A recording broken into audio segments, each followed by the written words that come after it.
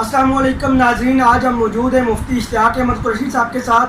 हम इनका मौक़िफ़ जानेंगे कि रमज़ान करीम में कुछ सियासी जमातों ने मदीना मुनव्वरा में बेहुरमती की है नाराबाजी करके, उसमें क़िबला मुफ्ती साहब का क्या मौक़िफ़ है।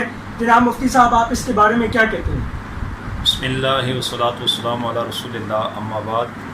ये जो मदीनतुर रसूल सल्लल्लाहु ताला अलैहि व आलिहि वसल्लम के अंदर बेहुरमती हुई, नाराबाजी की गई, अल्लाहबाजी की गई, ये सरासर ज़्यादती की गई और तौहीन रिसालत है।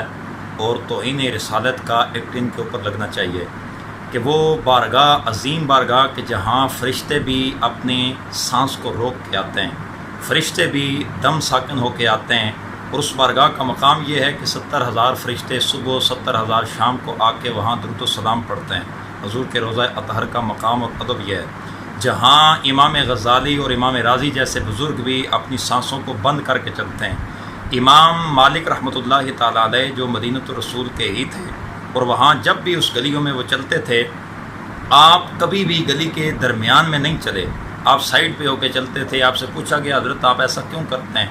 आपने फरमाया कि मैं डरता हूँ कि जहाँ मेरे नबी पाक अलैहिस्सलाम के कदम मुबारक लग चुके हों, कहीं इमाम मालिक का वहाँ पे कदम ना आ जाए। वो लोग तक़वा और तहारत के उस आला मकाम पे फाइज थे।